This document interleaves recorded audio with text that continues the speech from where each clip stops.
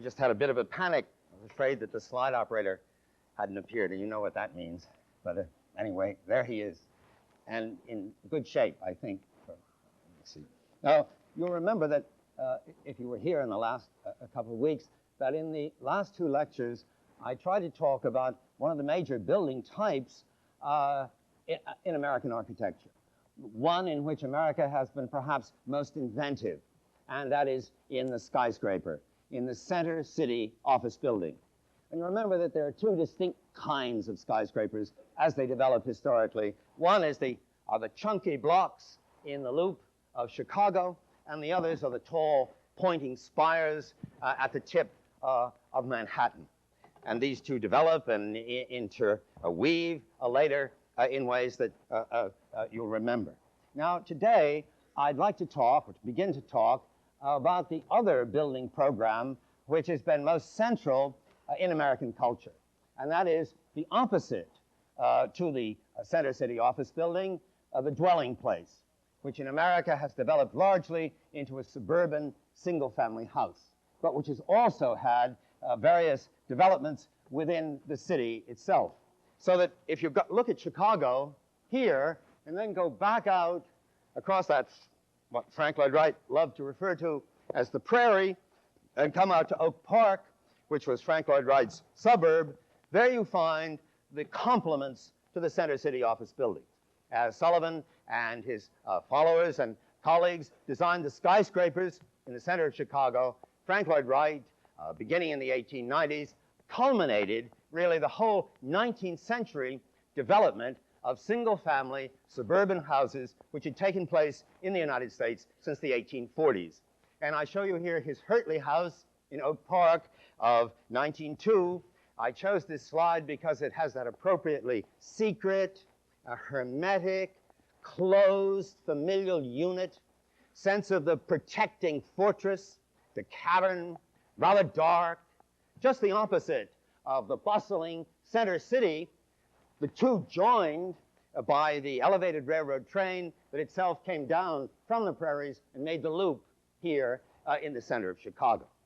Now, when I began to work on these questions in the 1940s, the architecture of Frank Lloyd Wright wasn't much valued by anybody. It's hard for us to believe this at the present time, but it's really so. Those, like myself, who were enthusiastic about Wright's work at that time were called Wright fanatics. And perhaps that was so. Basic taste went to these two types. On the one hand, the conservatives, and there were still active living architectural conservatives around at that time, preferred American colonial architecture, or American architecture up through the Greek Revival, but not afterward. And conservative scholars and the public at large preferred this kind of architecture.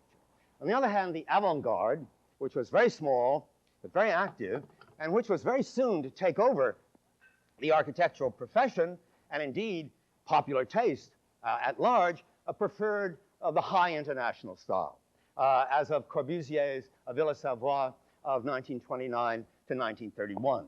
And these two groups passionately detested each other. Each felt that the other was unworthy to inhabit the middle of the 20th century. What's interesting to me is how firmly and blindly and intolerantly opinions were held in those years, in the 1940s. And if I look back upon my own earlier life, I had the feeling we all were enormously intolerant and fixed in our ideas throughout the earlier years of the century as well. And the whole opening out toward a pluralistic position, despite whatever reactions have taken place during that period, has been largely a development of the last 40 years. Because these two groups were absolutely at swords' points and completely intolerant of each other. Now, on the other hand, if you look at the two of them, they're not so different. Both of them are concerned with very clear geometric shapes. Both of them like good, clean, flat planes with windows cut very tautly right up to the surface of the plane. Both of them are concerned with a kind of geometry which is very traditional in European aesthetics, and which in the end goes back to the idea of the perfect shapes of a cube and sphere, which characterized Neoplatonic aesthetics. Now, the one thing that both these groups were agreed upon was that all the architecture of the 19th century that had taken place between the Greek revival and the colonial revival of the late 19th century was anathema, that this was outside the pale, that this was the era of pure bad taste, a term that was used much more freely then than it is at the present time. A house like this one on the right, the Basserman House at 1410 State Street, was the kind of thing they despised. And historians did too. This was a general view. Its darkness, its activated profiles, its complex interlocking woodwork, all of that was seen as absolutely barbarous. And you can see why.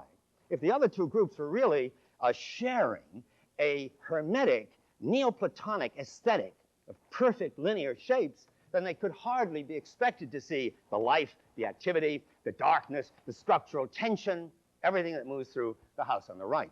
Now, I'm ashamed to say that house, which was photographed for my dissertation of 1948, I don't know whether it's still there or not. Some of you may know. I suspect that it's gone, a victim, probably a little before its time, to the general contempt for this kind of architecture. But maybe it's still there. And maybe one or two of you would like to go and see at 1410 State Street. You can at least look at the emptiness, or probably the parking lot, or the shopping center. But then you may find that house somewhat transformed. It may, in fact, still be in that place. Now, that kind of architecture, as we see it in that house, is one that has its roots in two converging developments in the 19th century. The first one derives from Romanticism, and specifically from the English picturesque garden. And it is the English picturesque garden as it comes to America in the writings of Andrew Jackson Downing in the 1840s. In his book, The Architecture of Country Houses or Cottage Residences, and many others, many editions in the 19th century, he proposed, growing out of English publicists like Loudon and others, he proposed an architecture which was asymmetrical and which therefore complemented the asymmetrical picturesque garden in which it was set, and which in massing came up into an asymmetrical set of towers expressing a variety of room shapes inside. And a house like this one, published by Downing, then is built by Henry Austin in New Haven. It's the Norton House up there on that beautiful avenue, Hill House Avenue, which is itself a wonderful, picturesque achievement of that early third of the 19th century. He changes the tower a little bit. He moves it left to right, but basically it's the same house. So that's one aspect. It's the picturesque, and that's old after all. It had been developing all through the 18th century. In the 1840s, though, and in Downing, it was joined by that new strain of realism or materialism, which I talked about in the lectures about the skyscrapers of Chicago. You remember their basic model was the Bibliothèque Sainte-Geneviève by Henri Labrousse in Paris of the 1840s. In other words, exactly contemporary with Downing. And this is a kind of little house that was built after Downing's designs. Now, remember that what Labrousse was concerned about was the expression of the structure. And he was especially interested in the fact that there's a frame structure in iron, a skeleton structure behind the enclosing wall. So he articulates the wall to show you the skeleton. Now, with Downing, the interest is in wood, and behind the wooden sheathing, there is also a wooden skeleton, and on the outside, he wants to express that. And he says, as a matter of fact, since the major timbers that go into the support of a house are vertical, therefore vertical board and batten properly signifies to the eye a wooden house. In other words, it's a materialist, realist argument. Now, the fact of the matter is, of course, that in any frame, as we know it, wooden frame, vertical boarding is the least rational way to cover it. If you look at the old-fashioned frame, the great colonial, medieval, mortise and tenon frame with its big girts, in which the studs are set between the girts. Here, you can see that there isn't a lot of nailing for verticals like this. The natural thing is to do what normally happens in the colonies, is to have horizontal clapboards, which have places to nail onto and which also help to stiffen the structure. But Downing says that really is what expresses a wooden house. Now, it's almost as if he was talking about the new frame, which came in the 1830s and 40s in America. And that's the balloon frame, which was made of very thin sections and was nailed together rather than mortise and tenon. Anybody could put it up. And the main quality there is that the studs ran all the way here up the elevation of the house, and the floor joists were nailed to let into the rear. So you had a vertical continuity of thin studs, which is expressed clearly on the outside here in the vertical board and batten. On the other hand, you can't nail to those. Again, you'd have to nail horizontally. But what this frame needs a lot of is bracing. And before the modern use of plywood in big sheets nailed over those, and therefore stiffening the whole thing, they did, if they were building well, tried to sheathe it diagonally, like that. Then over that goes the vertical board and batten. Now, the reason I insist upon that rather tedious development is that it really is a bringing to the outside a symbol, an image of the structure inside in order to create that effect of lively verticals together, which is exactly what Mies van der Rohe does, you remember. Later, where he has his big column, but the column has to be engaged in fireproofing. Therefore, to show the column, he fixes a section of steel to the outside, which is purely visual, like this one, to make you feel the vertical sheaf of columns and mullions rising. And you might say that Mies's intention there grows out of the same kind of mixture of symbolic intention and preoccupation with the structure, which makes this kind of wall, and indeed then ends up looking a lot like the section of the balloon frame itself as it was published in the pattern books of the period. Now, sometimes, too, a wall like that was built without any studs at all, no skeleton at all. And especially if you had a little house, you might have 2-inch plank raised vertically, covered by the batten, and itself supporting the plate up above. And you get a lot of that in the mining towns of California and all over the country. This is the cheapest, simplest way to build, and indeed, it eliminates the frame entirely. On the other hand, the thing that does develop, and is probably the most important of all, is this great porch, which becomes the special American space. The American screen porch created the loveliest environment that most of the people my age remember from their childhood. The wonderful openness, the frame looking out, ideally, this is from Downing, ideally looking out here on a romantic landscape, but actually looking out, if possible, on the American shore, on the American countryside, and very expressive of the light, open structure of the frame. Then, by the 1870s, this whole preoccupation with showing the interior skeleton and opening out into the skeleton of porches created this highly activated, full development of what really is a kind of style on its own. A house like this one, which is the Sturdivant House in Middletown, as you see, shows you that behind it there is a frame. He brings all this stripping simply as a phantom of the frame forward to the surface. He doesn't want the windows to look cut into the wall. He wants them to look set into a frame. And he wants you to feel the posts and the diagonal bracing, as well as the spanning member in the porches that dig in deep here into the heart of the house. And then he's developed it, too, into a high, vertical massing with very active roofs. And he exposes a dramatized symbol of the truss structure of the roof behind it. And the whole thing comes out into what I, at that time, in the late 1940s, when I was writing about this, under the influence of the art historical jargon of the time, I call the Baroque of the stick style. And I tried to call this whole thing of the stick style from 1840 to the early 1870s. Now, the thing is that that architecture, which developed largely for suburban houses, also created an urban vernacular, a very far-reaching urban vernacular. And it's one which shaped, for example, most of New Haven. Now, vernaculars, of course, will, by the very definition, vary from place to place. So in the Middle West, if you have a lot of brick, or in the South, or somewhere else, you'll have a vernacular, and you do, that develops largely out of brick construction. But in the East Coast, it's largely wood, generally, and especially in New England. So by the 1870s, you have basically a stick-style vernacular adopted to the American lot, made narrow, and therefore more urban than the spread-out suburban lots, say about 40 feet wide, and which has the porch and the turn posts and the phantomizing of the surface and the stripping and a frontal gable facing here toward the street. Now, I'd like to try to describe very briefly the development of that type, because after all, in architecture, the more one studies it, the more one realizes that types are more important than style. Stylistic changes may move across the face of types, and we'll see it doing so here, but not changing the basic overall architectural character of it as defining an urban environment. Now remember, in America, the most important thing is the lot.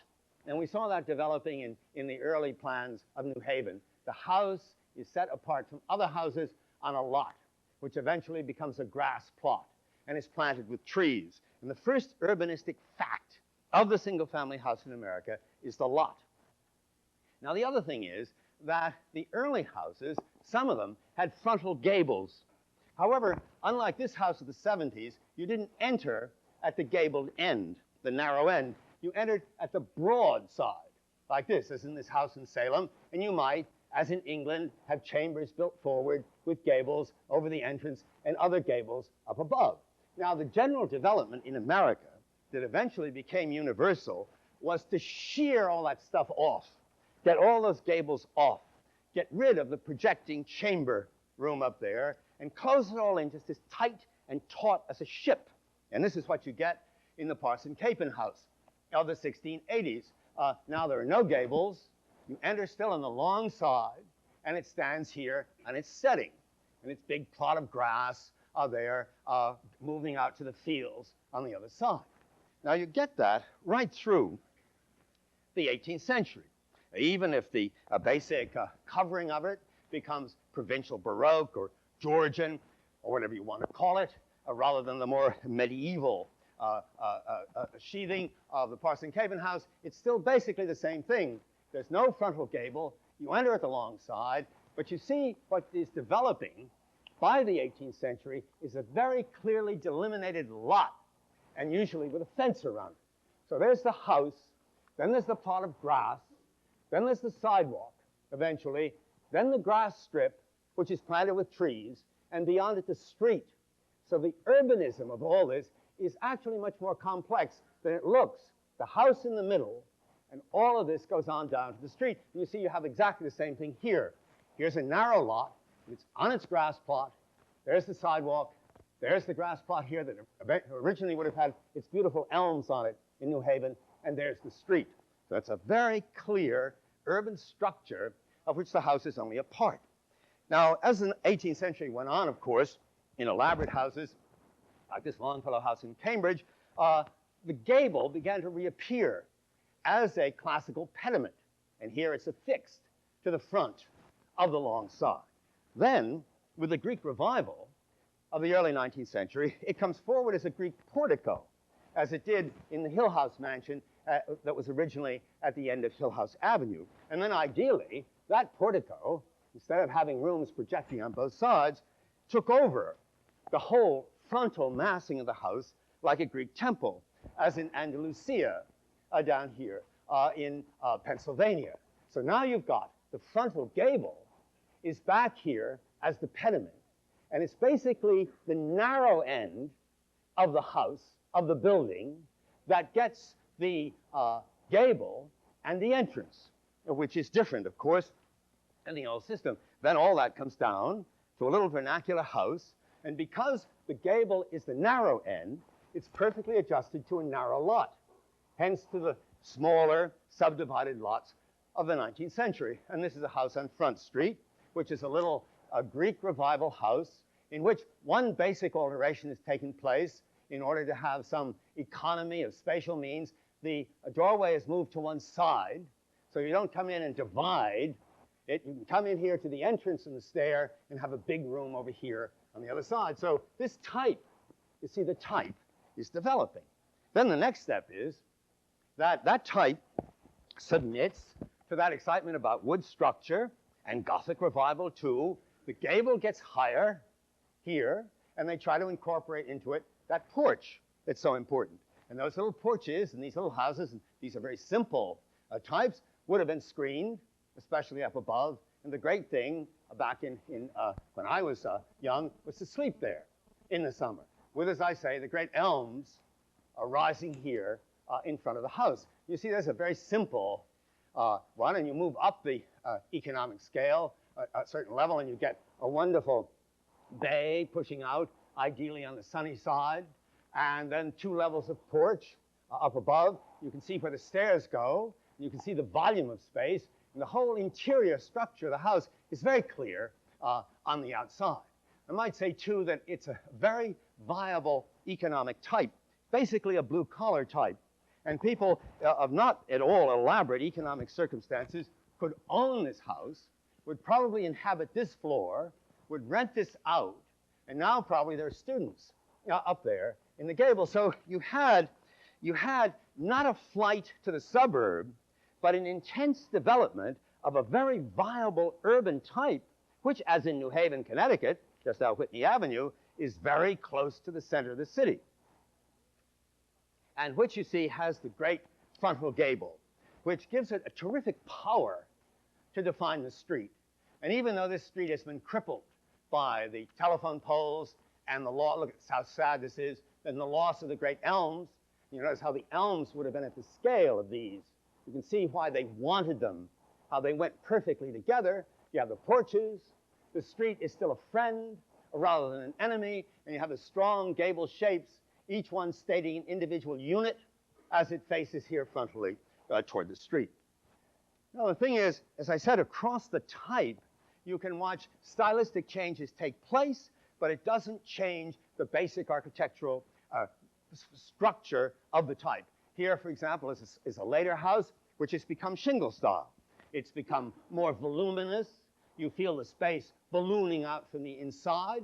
It's gotten broader, if it can.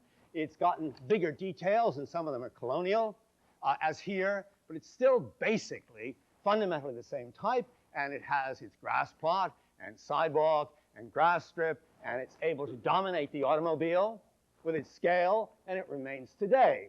You can get these houses side by side in New Haven, and now being lovingly restored all over town by people who want to live in them and houses like them. You can feel how they create an intrinsically reasonable urban order at a reasonable scale that people could afford, and which gave the city, therefore, not a sense of the rich fleeing to the suburbs and the poor confined, as it were, unwantingly in the center of the town. You had a structure that made sense at a very reasonable level. Now, having said that about the type, I'd like to trace the development of the shingle style, because many other important things come out of that. Now, the first shingle style house is the Watt Sherman house by Henry Hobson Richardson in Newport of 1874. And I show you an old photograph of it, a contemporary photograph on the left. Now, as you can see, this first shingle style house at first doesn't look much different than the fully developed stick style house, which in fact is at Middletown, Rhode Island, of just 2 years earlier. But in fact, where this house is vertical, this one basically is moving toward the horizontal. Where in massing, this has a lot of vertical elements in a tumultuous relationship with each other. This has a big spreading frontal gable, which unites the long horizontal window bands underneath it. So everything in this house is moving toward horizontal continuity rather than vertical articulation. And there's a difference in plan in that house on the right, which you saw a moment ago. As you can imagine, each room is very separate. And the hall is very small. Each room is a very discrete volume of space, separate from each other. And there's no central big circulation area that unites them. But the plan of the Watt Sherman house has a great big living hall right here in the middle. When you enter here under that gable, you come into a big hall with a big stairway coming out into it, a monumental fireplace here, and all the other rooms open off that, and there's a flow of space from one to the other, and that spatial continuity is then expressed clearly on the outside. Now, there is evidence here of direct influence from England, especially from the work of Richard Norman Shaw, as in this house called Hopedene in Surrey of the same year, 1874. But he'd been building houses like this since the late 1860s. You can see, like the Watt Sherman house, it's hung here, in fact, with tile, which here is Americanized into shingles. And then the plan, you see, not nearly as open as Richardson's, but nevertheless it has a living hall with a fireplace and a stairway, and all the other rooms open off it. Now, on the other hand, the Richardson house, though it's not nearly as long and extended as this one, is much more unified and horizontally continuous. This breaks up into these vertical gables. This one has a long slope of roof like this, and then the long window bands are continuous beneath it. Now that, strange as it may seem, is direct evidence of influence from colonial architecture. And on the right is the Bishop Berkeley House, the rear of the Bishop Berkeley House near Newport of the 17th century, this part of it anyway, which was the first colonial house to be published as a photograph in an architectural magazine. And it was published in the New York Sketchbook of Architecture of 1874, exactly the same year. Now you can see what they liked. They didn't go to the front of the house, which is much more regular. They liked this long slope of shingle roof. And that's clearly what Richardson liked. That's what he picked up. It's almost like a direct representation of this model, with this breaking out of it to the left over here. Now, the colonial revival, as you know, had gotten very strong by the early 70s. And in a way, it was a direct reaction to the Grant administration. The general feeling was that America had become corrupt. It had become corrupt because it was too big. They kept saying our world is too large. Therefore, it was important to find a time when America was smaller and, in their view, better, more moral than it was in the present. And the craze for colonial architecture that developed at this time in the popular magazines, like Harper's, sent people to places where they'd expect to find that. To Newport, to Marblehead, to Nantucket, wherever you could feel the fiber of the old America, perhaps largely mythical, which seemed to them to speak of a hope for the future. So the sense that the colonial past held a kind of hope for an America otherwise hopelessly corrupt was, I think, the major force behind it.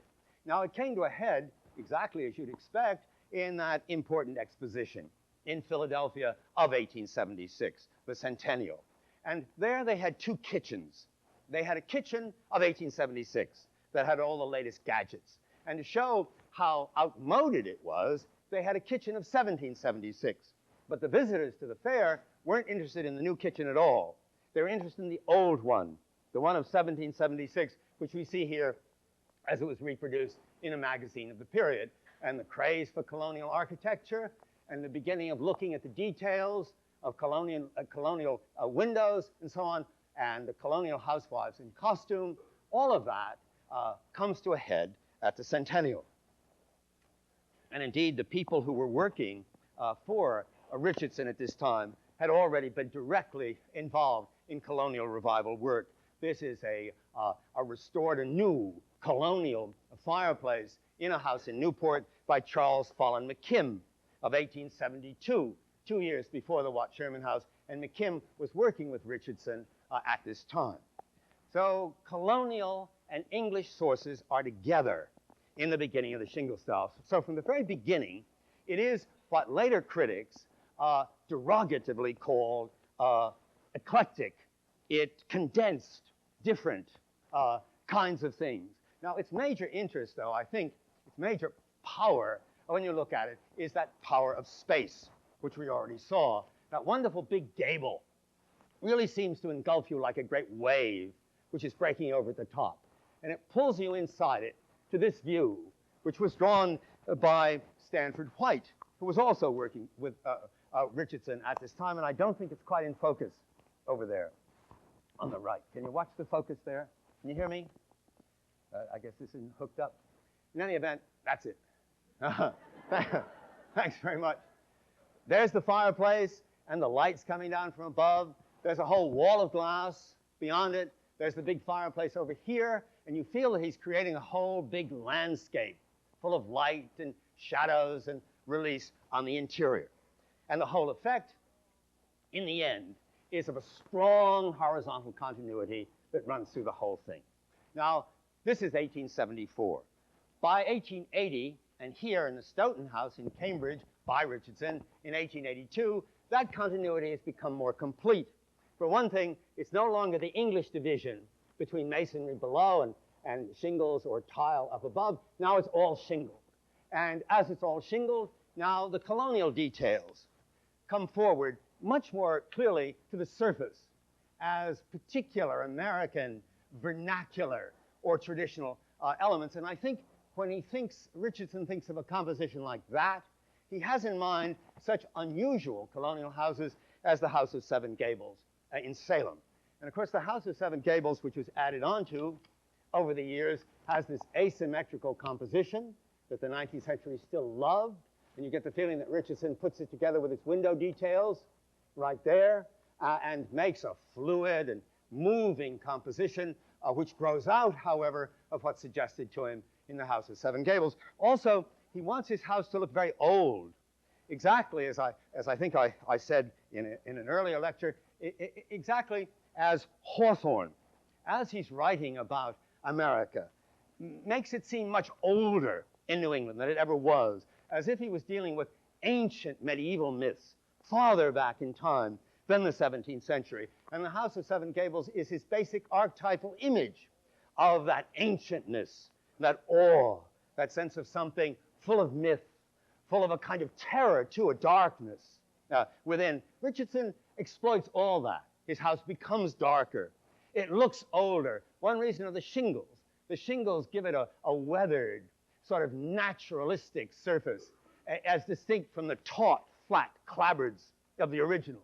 And they, too, make the house more flexible.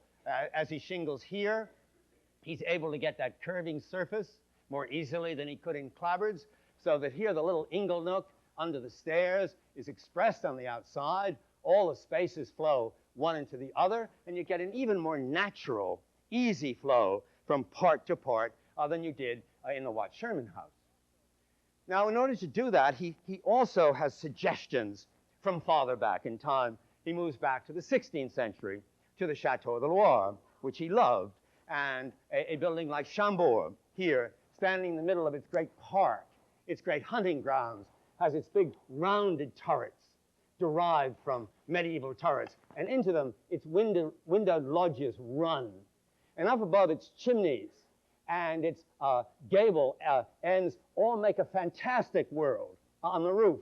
Now, Richardson takes all those forms and reduces them down to his modest domestic requirement. He has the candle snuffer roof over the rounded tower. He has a little fantasy up there in the gable. And so he's condensing those loves of his with the American colonial tradition.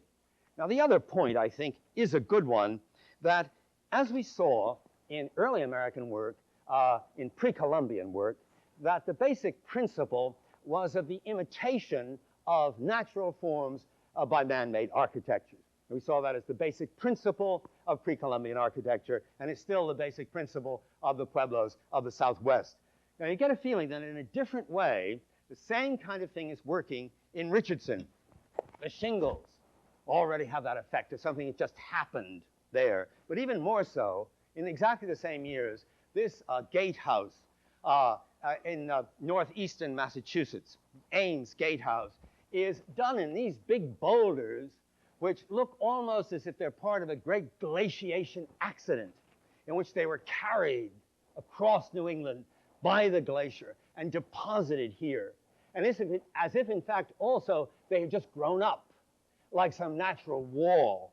And the whole effect of it, when you see it with the tree in front, I don't know why these have gotten mixed up. I hope we're not going to have a trouble here. Well, we'll see. With the tree in front, like this, the effect is of something that is natural, that is imitating nature, that is at least suggesting that it's a natural rather than a man-made form. Those cavernous interiors of the rocks seem to be bulging out around you, have a background not only in 16th century Mannerist Italian work, but also in some more romantic sense of nature's power pushing through. And you can see it, perhaps. Watch the focus, will you? You can see it in this one.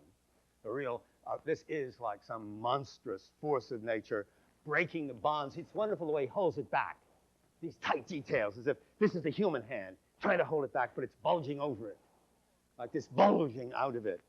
Enormously powerful. And I think in his mind, there is that sense of the glacial force of New England topography.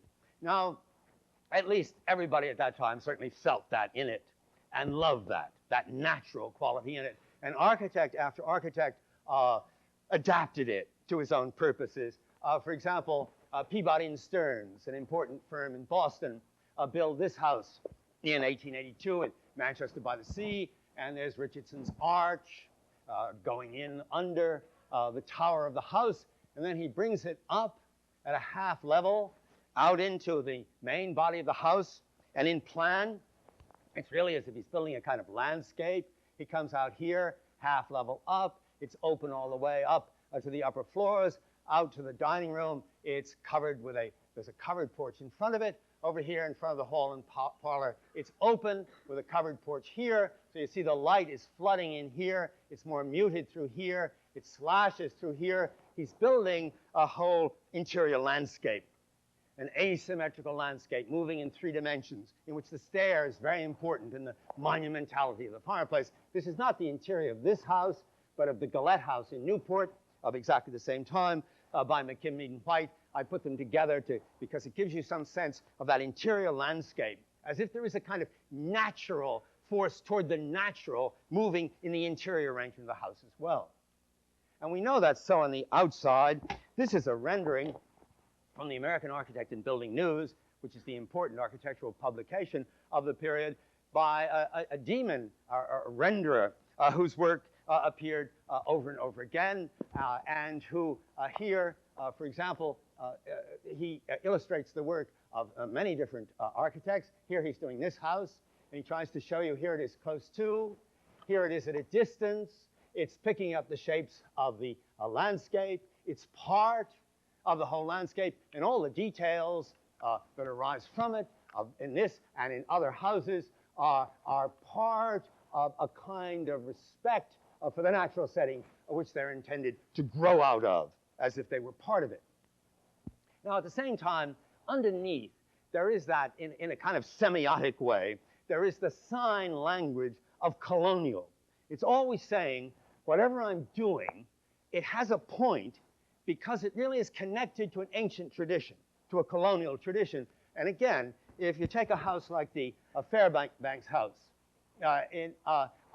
in Massachusetts, where you have the older house here and the later house with a gamma roof there, and you have a difficult intersection at this point. This is the kind of thing that these architects loved. And you can imagine Peabody and Stearns studying that intersection, taking the gambrel, putting another level into it here, bringing a bay window out, making the whole thing very flexible and expressive of interior space, but in the end saying, I grow out of ancient colonial adjustments to the landscape. And that's why I fit into it. You've got this one on the wrong side. You've been doing this a lot, and it's starting to frighten me. That one's got to go on the left. Thanks. And all the others go on the right. Now, again, this is another house. It's by Arthur Little, who later sets up the firm of Arthur Little Engineers and Consultants. It's a house at Swampscott, Massachusetts. Now, what he's doing with all these planes is taking a colonial house, a salt box, like, say, the Jethro Coffin house in Nantucket, supposed to be the oldest house in Nantucket, and he'll take the frontal slope, he'll give it to you there, then he'll take it up in the peak of the gable and give it to you there, and then he'll pick up the long salt box at the rear and take all those things and turn them out in one plane, and then stretch it out on the horizontal, and then join it here to a little lighthouse, or a mill, like, for example, the old mill in Nantucket, which can still be seen at the right. So all through this, he's saying, I am working freely with elements which still, in the long run, have a colonial validity to them. So there's that double valence of meaning that's always working through these houses. That wonderful spatial invention, oh no, disaster has struck. I knew it. I'm sorry I said anything earlier.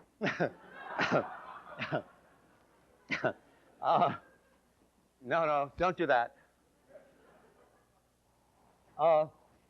Along with that spatial invention, then, there's also this signboard saying colonial.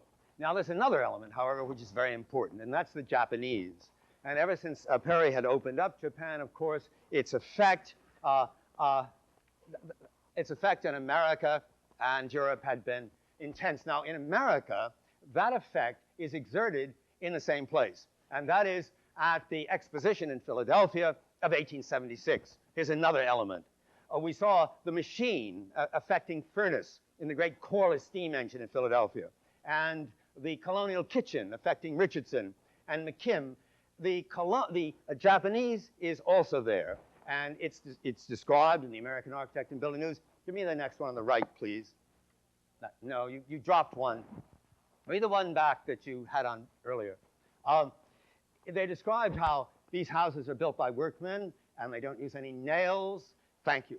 And how each room is open to the other, and how they're divided by a mat system, and how the rooms are also divided by a structure called a kamoi and a rama up above, which have the rooms interweave one with the other, but keep a discretion of volume from room to room, and how it opens out into a tokonoma, and beyond that into porches, and how the walls may dissolve completely.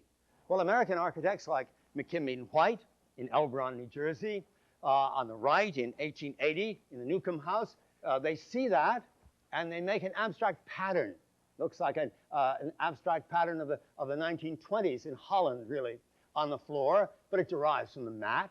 And then up above, the kamoi and the rama are used for much more sweepingly open spaces than the Japanese ever used. The Americans don't feel the dignified discretion of each volume. They want it to be horizontal. They want it to be very long and quite low, so you feel that horizontal extension. Or again, Stanford White can be very elegant with this. And this is a dining room that's added to an older house in Newport at the same time. You see he uses those elements decoratively, a very light glass block, and the pattern again, suggestive of the mat, both in the rug and in the ceiling. And the whole room becomes woven together. The windows aren't holes cut into a wall. They're voids into an overall interwoven frame, which again is something, with its love for porches, that Americans had also felt themselves in earlier decades. And then use those Japanese elements, like the tokonoma circle, for example, to lead the eye from space to space in their living halls. They'll screen areas in the Japanese manner, and most of all, lead you out to the porch. And in a porch like this great one in Newport, in the Newport Casino, you can see really the climax of this early phase of Japanese influence. There's the Japanese structural system, there are the Japanese pier screens, and there are these wonderful open volumes of space with walls totally disappeared that derive from it. As you know, this big hemicycle of porch in the Newport Casino is actually behind the street facade. And the street facade has a totally different character and a wonderful one of its own. It has a big gable in the middle, which has a deep porch above it, and a deep sort of Richardsonian entrance underneath. Then it has two symmetrical gables, off which, however, smaller ones sort of pull toward the center. So there's a wonderful slide, symmetrical though it is, there's a wonderful sliding expansion from the central void. And then under it, here, you go into this low and gulfing entrance, and behind you, as you enter, a big candle snuffer tower, like those from the Chateau of the Loire, opens, and then out there in space, screened in view, is the great porch is the great hemicycle of this wonderful pavilion that curves around continuously out there. So you see all the elements of the shingle style, and their wonderful spatial expansion in the end are there in that public service central building in the heart of Nantucket. Now, I guess that this house, the Bell House in Nantucket, by McKim, and Wright of 1882, really sums it all up. In plan, you have the big living hall with the fireplace in its ingle nook and the big stairs mounting next to it. Then from there, all the spaces are very open and doors slide back into the walls. And you feel an expansion of space right out to the porch here. And on the exterior, you've got a colonial house of which you see the side gable here. And out from it come oriental porches. And in fact, these little bamboo-like posts are derived directly from a drawing by Viollet-le-Duc of what he called a Chinese house here. And then here are the Chateaux de Loire. But all of it covered in shingles, so the whole thing is really flowing from part to part. And the closed surfaces play off against the deep voids of the porches that come out from them and penetrate underneath them. And you have this wonderful sense of a free, expansive, enclosing, rather maternal architecture that closes you here in a very relaxed, very welcoming, but same time dark, cavernous way into itself. You get a feeling it's probing very deep emotions in America at this time for a desire for roots, for continuity, for shelter, and for a sense that you never really did lose what you never had, an ancient past. Now, the interesting thing is that the most important firms, especially McKim, Mead, and Wright, right away, by 1886, turned against this almost completely. And this is their H.A.C. Taylor House in Newport of 1876. Unfortunately, now gone. You can see in plan, the plan is totally different. It's now completely symmetrical and rigid, even though it still has the central hall. More than that, it's derived directly from an 18th century colonial plan. So it's also seeking precedent. But that's, I think, less important than the fact that it wants symmetry and a cube, and it wants, again, that kind of Neoplatonic ideal symmetrical perfection that I talked about as being characteristic of the development earlier in the 18th and early 19th century. Same is true on the outside. They get rid of the shingles. They don't want that darkness. They don't want those swelling forms. They want it very flat, light yellow, beautiful white details, ionic columns, classical details come back, and you get a feeling that in every way they want a return to a kind of classicizing order, clear and bright in the light, rather than the darkness of those curving shingle-style interiors. Now, in my book, The Shingle Style, I'm afraid that I exaggerated the finality of that shift. Because, in fact, though the major forms do shift, they still don't stop entirely building shingle-style architecture. And, in fact, shingle-style buildings are built right up through the time of the First World War. And it really isn't the colonial revival that kills the shingle style. It's modernism, in the end, which kills the bays and the porches and the gables and the shingles and all of that. Now, a good example of that is this house that used to be inhabited by Robert A.M. Stern. And it's in East Hampton, and it's from 1906. And it's typical of a lot of those late neo or later shingle-style buildings. They have white-painted classical details. They combine the two things with the shingle-style surface bulging and the white classical details on the exterior. This is an addition by Stern that I'll talk about later, but this type continues for a long time. Now, at the same time, while a lot of those architects were turning toward that kind of geometric order in classical design, there was another geometrical aspect of the shingle style that also obsessed them for a few years around 1885 to 1887. And that was the most, you might say, Neoplatonic element in the shingle style itself. That is the big triangle of the frontal gable, the big triangle of the abstracted pediment.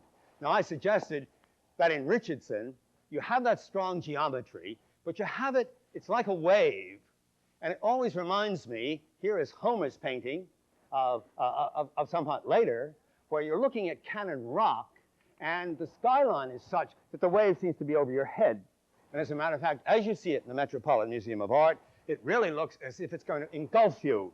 It's going to come out over the room and drown you, and the top is just breaking, like the top here.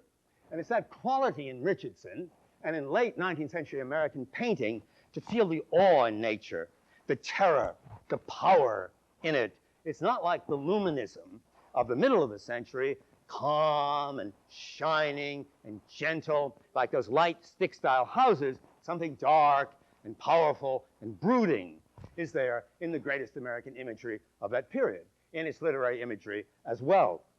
Now, that frontal gable becomes obsessive, and McKim, and Wright develop it further in this McCormick house in Richfield Springs, New York, of about 1883, in which the gable takes over the whole house here, and the porches come out from under it, as if it's eating them up, as if it's really going to come forward and engulf you. And then finally, in 1887, they build this strange and magical building, which is the Low House in Bristol, Rhode Island, by McKim, and Wright. Now, unfortunately, it's not there anymore, because a later owner decided it wasn't modern enough. And in the 1950s, with no way to stop him, no legal way to stop him at all, he tore it down and built a kind of ranch house there. Now, this house, however, has had a significant history. It was published by Henry Russell Hitchcock in 1939 in his book, Rhode Island Architecture. And you remember, Hitchcock had written with Johnson the International Style in 1932, in which he prescribed the International Style as the architecture that was important and the way that one should build. Then, however, in the rest of the 30s, he turned back himself, as if he felt it was necessary to redress a balance. And he studied the American 19th century, notably Richardson. And out of those studies came his eye for this house in Rhode Island.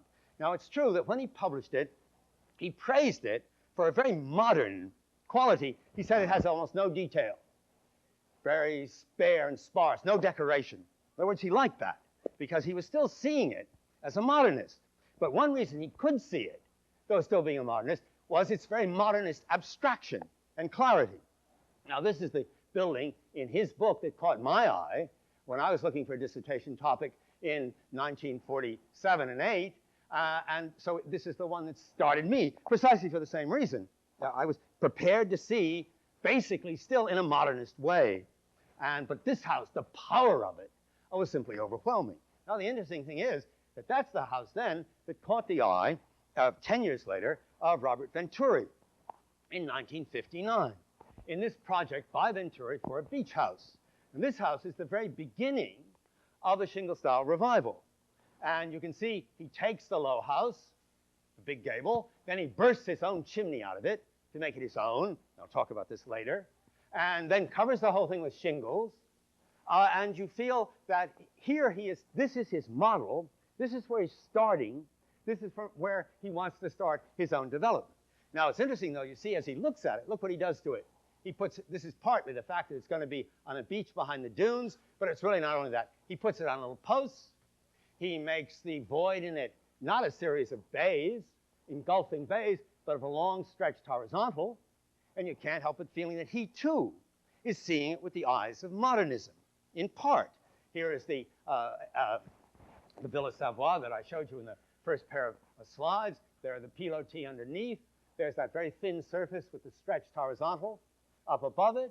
He's putting the two together. He's moving toward that, but he's still, and it's wonderful, the tension, he's still involved with what he's been looking at and thinking about throughout all his years at school. Now, on the other hand, I don't think he would have turned to this big, rude shape and to these shingles if it hadn't also been for the influence of Louis I. Kahn. And, of course, I'll talk about all of these architects later in more detail. This is Kahn's little Trenton bathhouse of 1955, in which you have a big shingled, big crude pyramid of shingled roof up above, and that big slope, that feeling in all its awkwardness that this is a new beginning of structure not just pictorial, but something really built and deriving from its building. And that, too, clearly moved Venturi, who was working in Kahn's office at that time. Now, at the same time, that project by Venturi condenses many different sources. If the Low House is in it, and a little bit of Kahn, and maybe a lot of Le Corbusier, there are also other architects who had played no part in the modern movement, and whom, up to that time, no one had paid any attention to. And that is great architects like Sir Edwin Lutyens, about whose work in New Delhi, Rob Irving, who's here today, I'm happy to say, wrote that distinguished book, Indian Summer, a few years ago. But at this time, really Venturi was the first, and he traveled to England a little bit after this, and the English architects made merciless fun of him because he was looking at Lutyens, and he was regarded as something very odd. But this is a house by Lutyens of 1908, and you see those roofs like that, and then you see those chimneys, which are clearly the model for this one. They're frontal, and they go out to these kind of Egyptian caveto cornices, which Venturi takes and exaggerates to a powerful gesture. So he's putting together, he's condensing, and here I use a Freudian word, he's condensing opposites and varieties of experiences to make a new unity. Now, the interesting thing is, of course, get it out here on the left, please. New one on the left. Frank Lloyd Wright goes on the left. That's it. Oh, no. All right, key slide. Someone told me that she was listening to French and she knew all the words except the nouns, and it made it very difficult. Every time it came to a noun, there was just a void there. That's it. That would be, this is the noun that we have to deal with. Now, that's exactly what Frank Lloyd Wright had done, and exactly at the same time. And in that period, with the preoccupation with the big frontal gable. Now, this is the house that Wright built for his family, his rapidly growing family, in Oak Park in 1889. Now, it is actually a condensation of 3 different shingle-style houses by an architect named Bruce Price, which had been built at Tuxedo Park, and where, as I'll talk about later, the conscious intention was to make them look very rural and rough and outside New York, and in this tough sort of wooded and rocky landscape up there at the borders of New Jersey. Now, one of the houses is the Chandler House, where the gable, and they're all built in 1885, 86. The gable's at the side, but up above, there is that little half Palladian window, reduced to a carpenter's window up above us here in Wright, and there are bays underneath. Now, Wright takes all this, and he makes it frontal. He turns it around, and he faces the front of the house. And in so doing, he's pulling into the composition the second of those houses by Price at Tuxedo, the Kent House of the same time, where the gable is frontal, and you have a symmetrical walkway going up the center, and then you have symmetrical walls around the raised terrace on both sides. But as it's published by Price in his drawing in the magazine Builder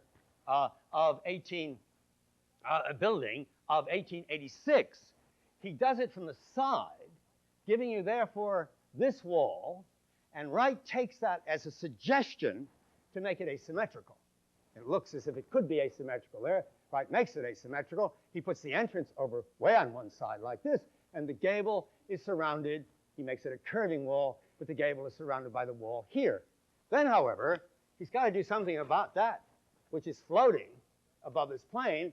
He wants to bring it down to those windows, and so he takes the suggestion from the third house by Price, the Van Buren House, of the same time. Funny little building here, going in like this, little toothless sort of little monster as it pulls you in there. It's also, again, you can see a Richardsonian influence and the flow in there. But whatever the case, he does pull this little half-round window, making that semi-Palladian carpenter's window on the frontal gable.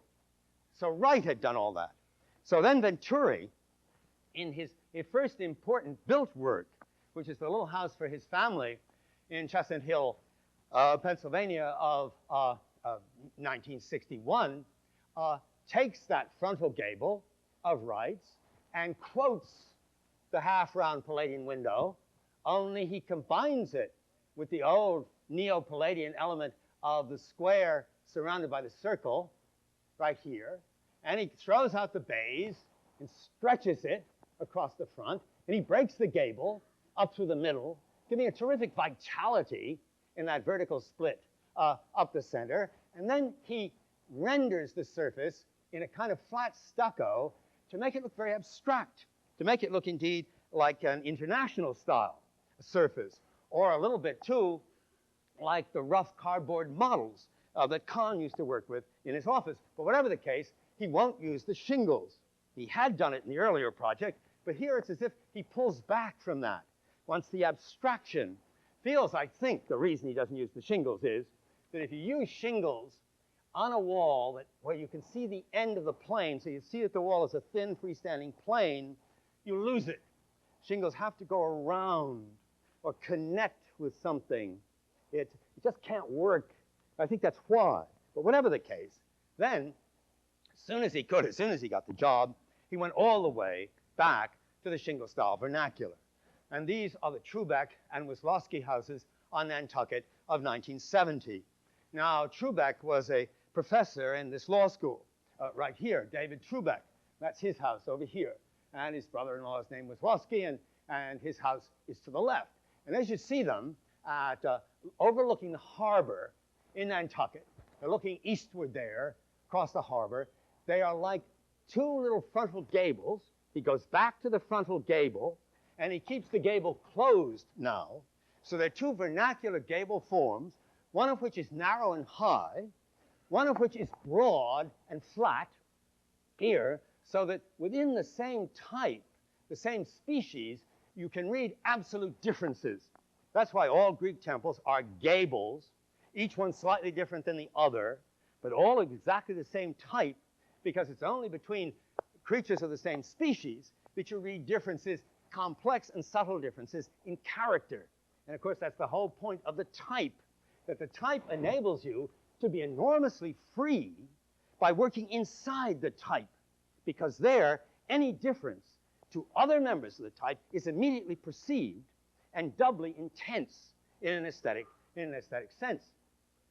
Now, it's wonderful, too, the way he works them. Here are the two houses side by side, turning toward each other, as he said, like Greek temples at Selinonte.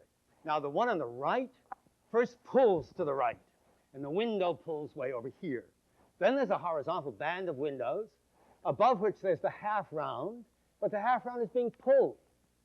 It's actually the windows being pulled to the right, so the half round seems to be slipping to the left, as if it's being pulled back toward the other side, as if by this chamfer. Then on this house, those windows pull away from it, as if exerting that pull. But underneath it, right here, the little windows, like eyes, with these cross mullions right here, stare straight out at you and make you feel the intensity of that pull. And all these very simple carpenter details here are moving with an enormous eloquence. Now, this was before the Newport Historical Commission, or whatever it's called, really got its hand on building in Newport. Now, as you know, I talk about contextuality all the time, and I believe in it, and I think there have to be laws and constraints and zoning in towns. But in Nantucket, it's gotten ridiculous. You have to have small pane windows in every window, and they clip them in, as you know, with those plastic things that go in the back. The architect that they consulted about this said, well, he didn't really know how to make it symmetrical, so he redrew these facades, putting these windows in the middle and lining this up, putting an entrance right here. Fortunately, the builder knew Nantucket very well. He was an old man. He was a very tough guy, and he managed to get the whole thing through. The one thing that they would not permit was this, which is a typical Stanford White detail, where you continue a line of windows in places by a panel in between. He said that had to be a window. And Venturi wanted to fight, but the contractor said, let them say what they like. We'll do it the way we please when we come to build it. So, in any event, it got through this way. But now as you go closer to that bigger house, you see that there's something else. So far, he'd been quoting Wright's house of 1889. But Wright had an earlier house of 1887, which he built for his aunts, Spring Green School in Spring Green, Wisconsin, and Taliesin, later became Taliesin West. And this is even closer to a typical shingle-style vernacular. And look what it's got. It's got a bay with a half-round window in it. So the bay is chamfered below. And then it's got a great big vernacular window with a double or cross-axial molding in it, and mullions in it. And you see what Venturi does. He gives you half the bay, he gives you all the half-round, and he blows up the cross-mullion window to enormous size, lighting up 2 levels there of the interior. So he takes these vernacular elements and makes them enormously eloquent as he deforms them and changes them and builds up their scale. Now, therefore, when Wright leaves the vernacular, he feels constrained to invent. He's got to invent, and I've talked about this before, and I'll talk about it more later. He's forced to become abstract. And out of that abstraction, in part, grows the international style. But Venturi is the first one to turn it around. He's absolutely, literally the first one after that whole development to say, why invent? You don't need to invent. The types are there. You manipulate the types, and you get the real vitality of things, which he says is the way that architecture has always been, which on the whole, I suppose, is the truth.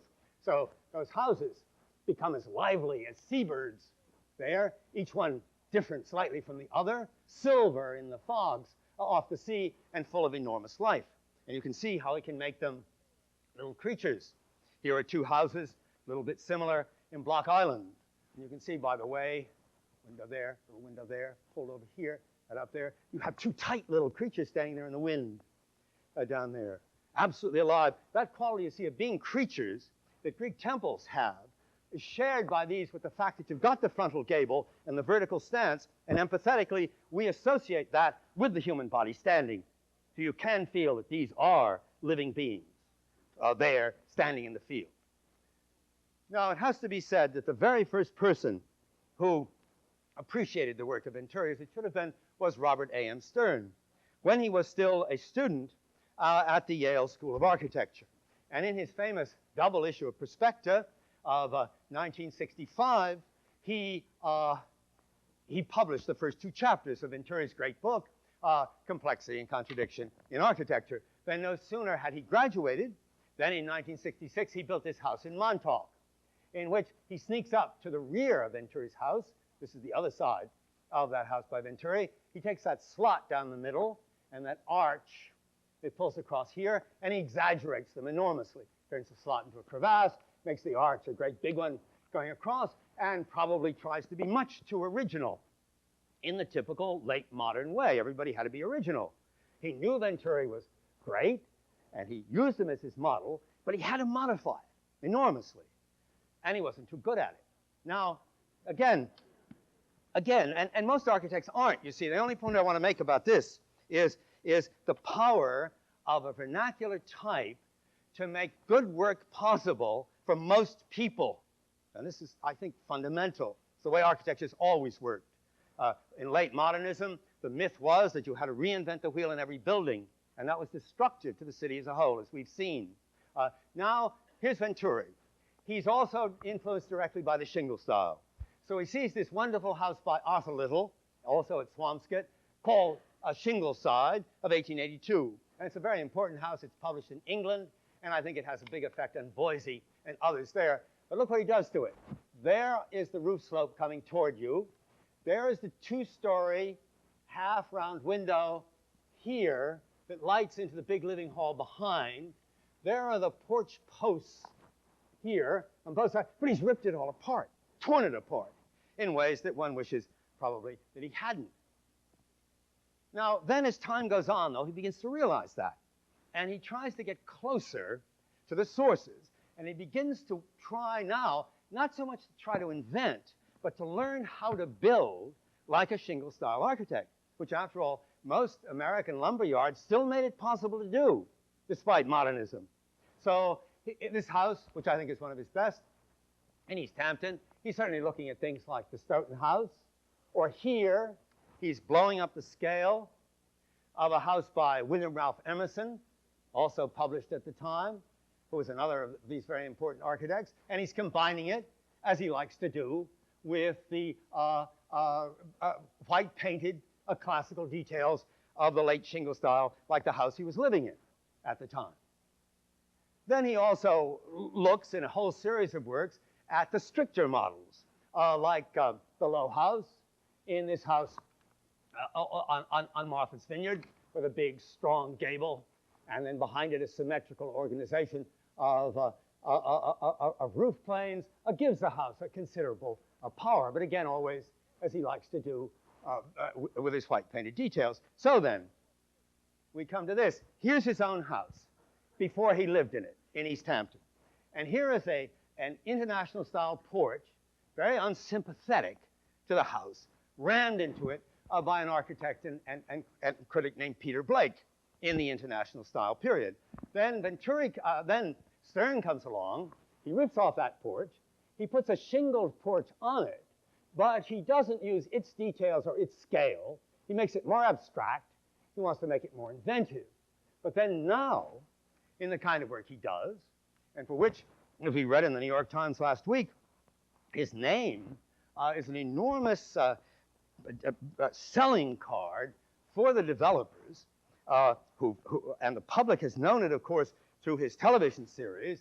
But what he's trying to do in his buildings, you see them now in this group on Long Island, seem to be direct, late Shingle-style buildings with their white-painted, more or less classical details. So he has, without question, become stronger as he's become more like the vernacular type which he's based himself upon. There is always a kind of lack, perhaps, in his work of some kind of taut liveliness, let's say in Venturi's, but there is a wonderful command of the idiom, and the public has certainly responded to that. Now, the other thing is this. What all this amounts to is a revival of an interest in the complexities of recent culture, a revival of the interest in recent history.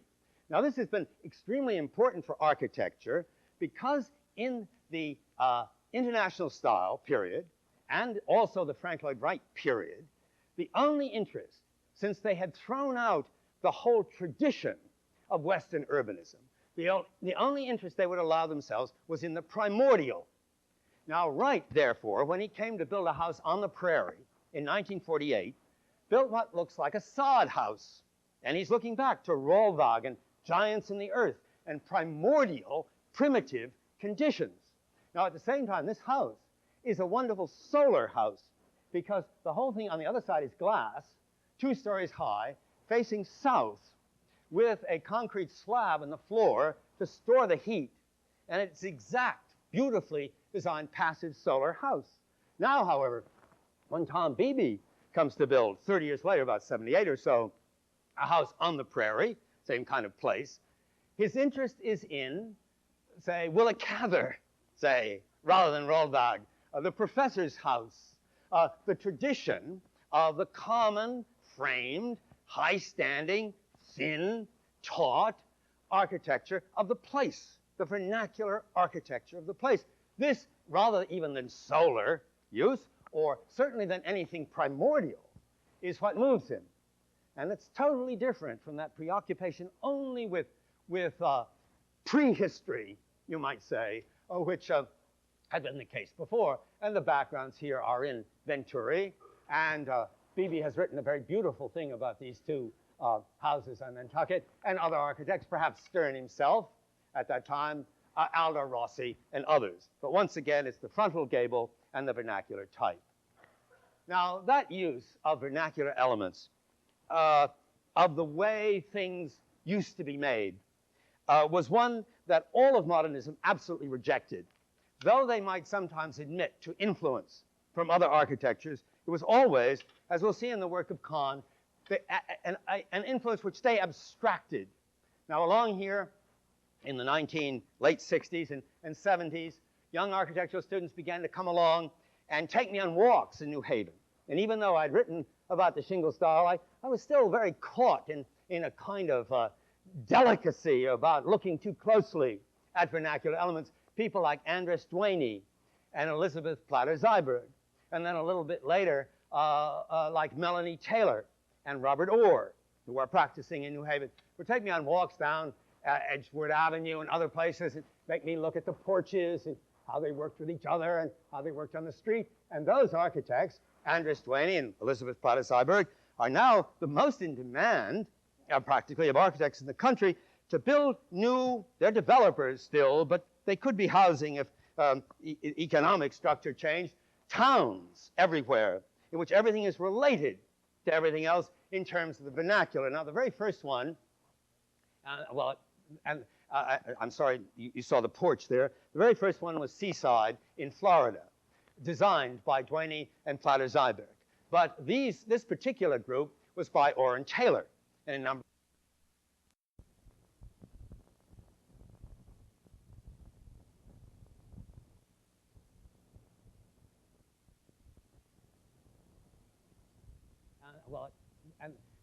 I'm sorry, you saw the porch there. The very first one was Seaside in Florida, designed by DeVane and Plata-Seiberg.